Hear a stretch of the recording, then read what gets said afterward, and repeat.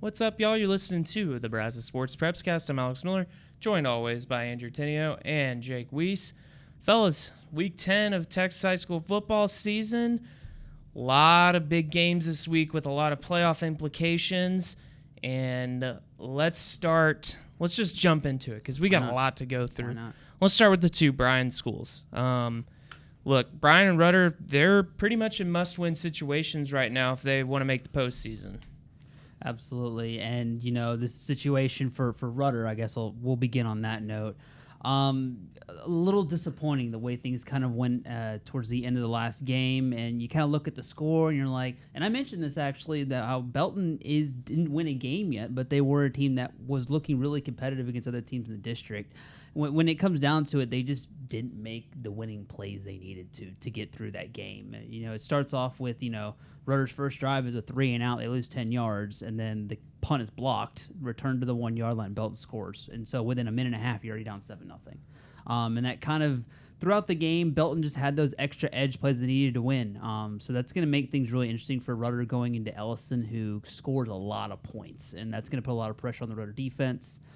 Can the offense come back? Can they have a bounce-back game? They played well in spurts, but other times it felt a little inconsistent. So I'm curious to see what things look like if we get a Rudder that played this past week or the one that maybe played University, even aspects of the Brenham game I thought they played well in. I'm curious which Rudder team we get for this upcoming Friday.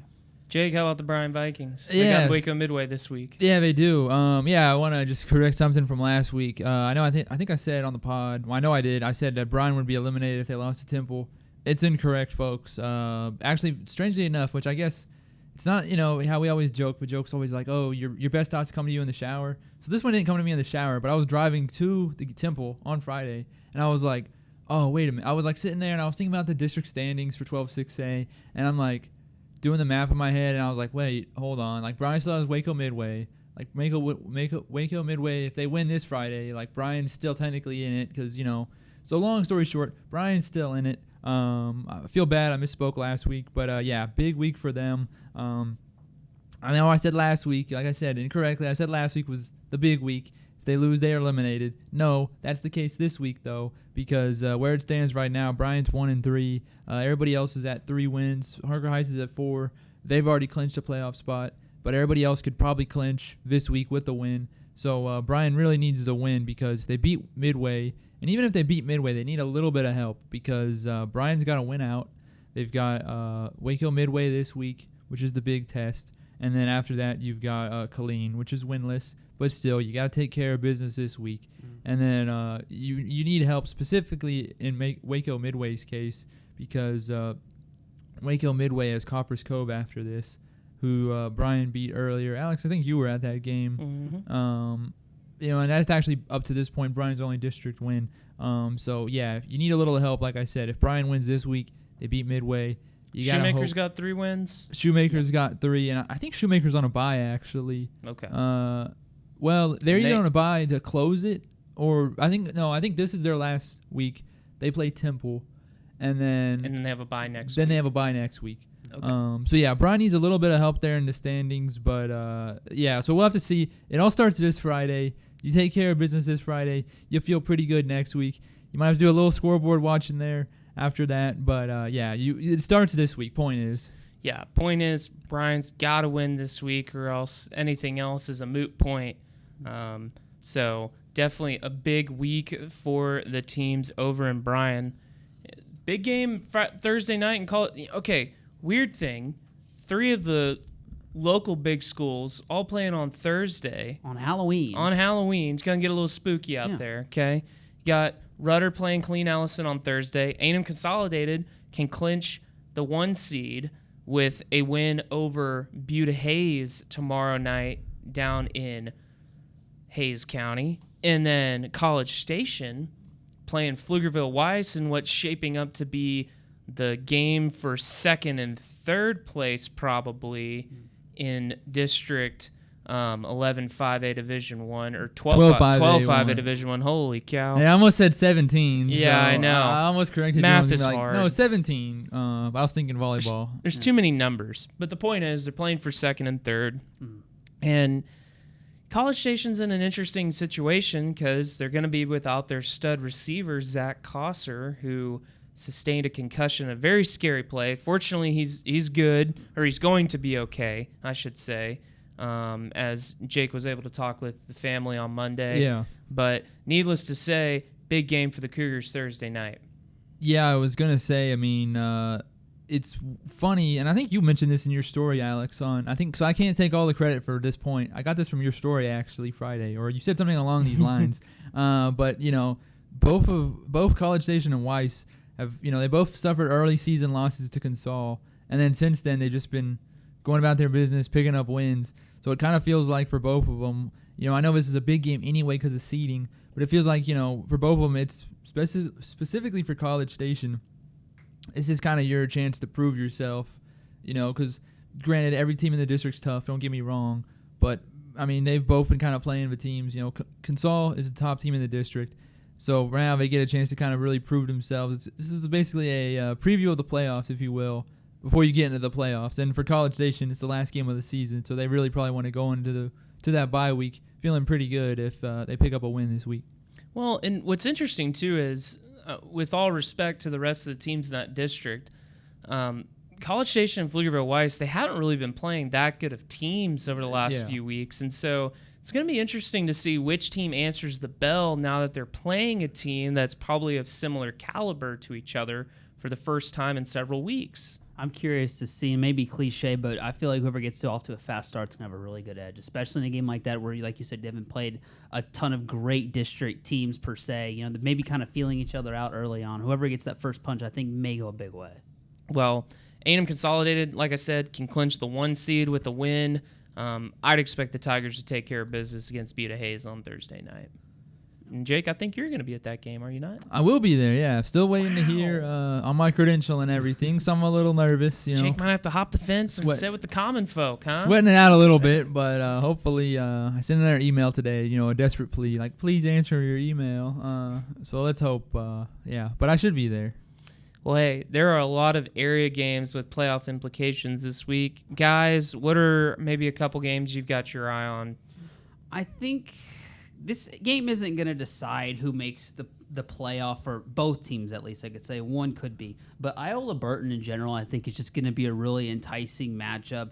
The Bulldogs the past couple weeks have kind of been building some momentum. They took care of business against Snook and McDade. They even played Somerville pretty well, and Somerville has been kind of on a hot ride so far. Historic season for the AWAS. Oh, absolutely. I'm sure we'll talk about them a little bit later on, but just trying to hold their ground in the playoff spot. I think Iola's 4th right now, so they're in a good spot, but they're a game ahead of the team below them, so they're kind of that middle ground.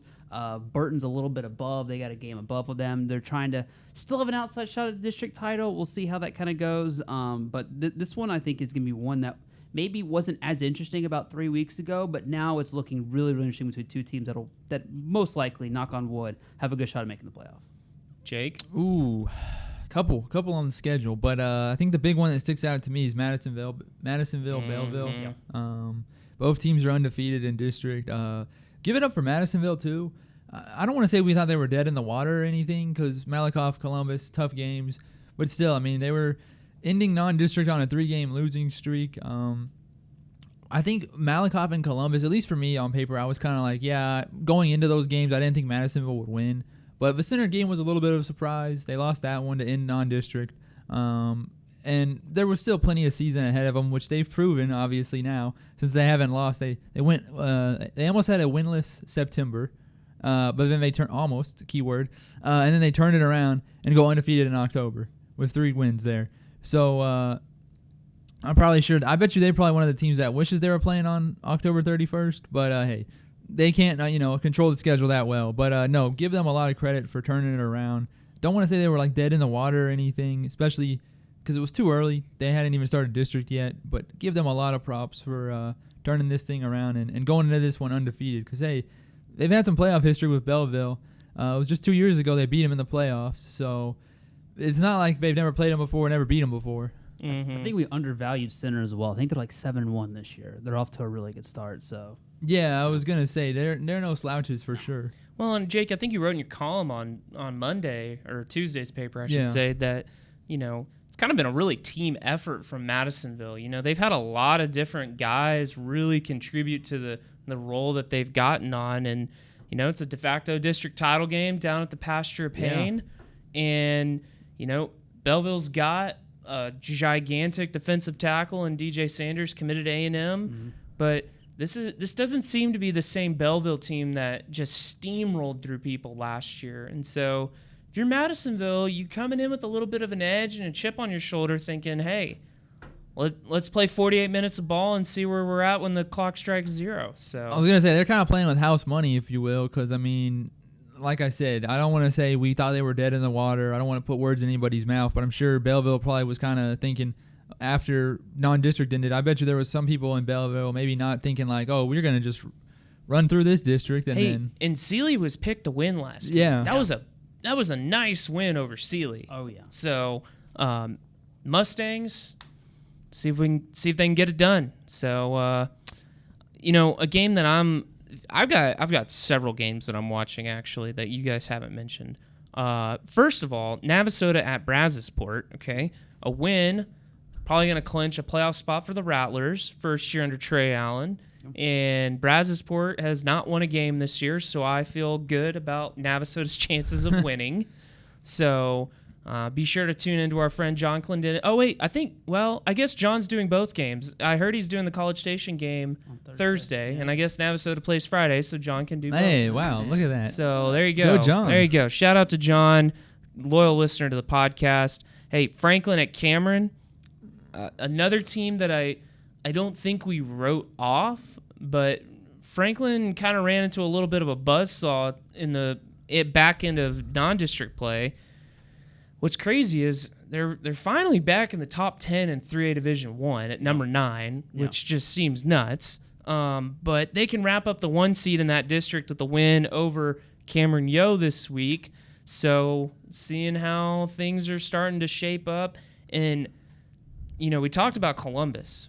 And I think for most of the season, I think all 3 of us would have been like, man, I think Columbus head and shoulders better than everyone else in that classification. Well, lo and behold, Hitchcock goes and beats them last week. So Columbus is mortal, and Hitchcock all of a sudden is a team that has elevated its status. So, man, that Region 3 is going to be really fun come mid to late November, early December. I know Franklin will be the main storyline going this game, but I'm going to play a little bit of devil's advocate here in this situation because I did get to talk to Coach Babino before the season to Cameron, and he really was wanting to mention that Franklin was the top of the class. And when he was at DeSoto, he mentioned all the rivalries with Duncanville, and that in fact he gets a Franklin you can compare solely to Duncanville, but they have that same level of pedigree in the division in the district. That was one that he kind of looked at. And his Yeomen are coming off back-to-back wins, the back-to-back wins this year so far. So that's something that he kind of mentioned to me at the beginning of that. Kind of interesting now they get to clash with each other and when these teams playing at his best so far this year. So. You mentioned Iola and Burton. That district is in a real logjam right now. Somerville's at the top.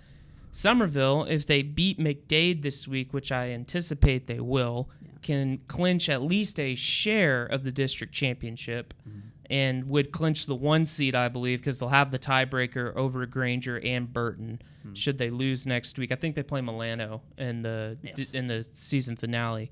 But needless to say, historic season for the AWAS, could be the first district title since 1983. Yeah. So big game for Coach Roberts and his team. And then Milano at Bartlett is a good game because this is really a must-win game for Milano in a lot of ways. They might need a little help come next week. You talk about I think scoreboard they're 5th watching right now. Yeah, I think they're 5th. And Iola has the tiebreaker over them because Iola beat them earlier in the district. And I want to say Bartlett is playing one of our area teams next week that could bounce them. Like I said, logjam. Yeah. It's what, District 13, 2A Division 2? I believe so, yeah. So, I mean, it's what, a 9-team district? So, yes. I mean, there's a lot to play for down there in that one. So, all right, guys, any other games you got your eye on this week? Shout out Brazos Christian. Yeah? Just keep finding ways to win. Not a game, but I just realized I didn't want to. When you brought up Burton, hey, first home game for them in the new stadium. Yeah. So it's good for them. I mean, I got to admit to you guys, I was getting a little nervous as the season kind of went on, and you're looking at the schedule. You're going, okay, that's an away game. That's when are they going to get this first home game in here? So good for them that they finally get to open up the stadium, because it's been 2 seasons? Yeah, 2 seasons of. Heck, technically been a hot 3. minute. Yeah. 2 seasons for sure of just road games, and then technically this year, I guess 2.5, 2 3/4. So good for them. Well, hey, I think that's going to do it for us this week. Be sure to check theeagle.com for all of our coverage on high school football here in the Brazos Valley, and we'll see you next time on the Brazos Sports Prepscast.